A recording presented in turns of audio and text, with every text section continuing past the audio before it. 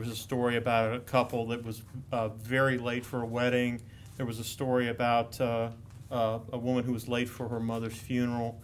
There's lots of stories, some we heard and some, frankly, we haven't heard and didn't hear about the impact that that this work had. You know, and I said that I and the department we were sorry for that impact, but I don't think that sorry is enough, and it's time for us to really focus on how we can rebuild the credibility of VDOT with the Hampton Roads region. We tried to get too much work done in too tight a time frame, and what we frankly very severely underestimated the impact of closing the two facilities at the same time.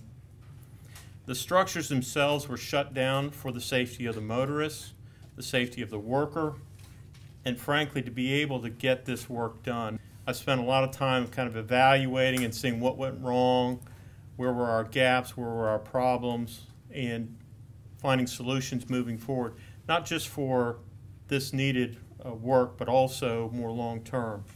So the first lesson as we went through and evaluated what went wrong, and it's a pretty simple lesson, that we will not schedule the closing of more than one of these three harbor crossings at the same time.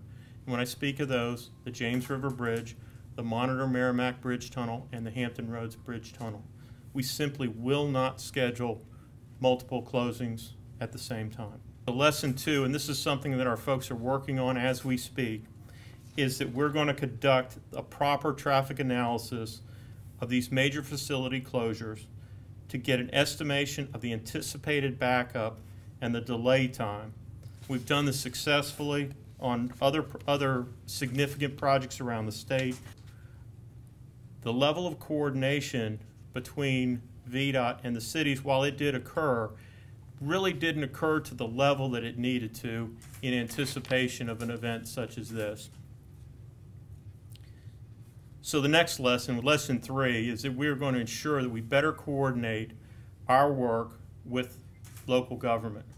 So lesson five is that before a major one of these harbor crossings is closed for necessary scheduled maintenance or construction, that I will be consulted on that. There are many other lessons that we're going to learn from this, ways that gaps and holes that we found, and it will take some time for us to work through all of those things. But I want to assure you that these aren't things that will take months and years. I'm talking about in terms of days and weeks.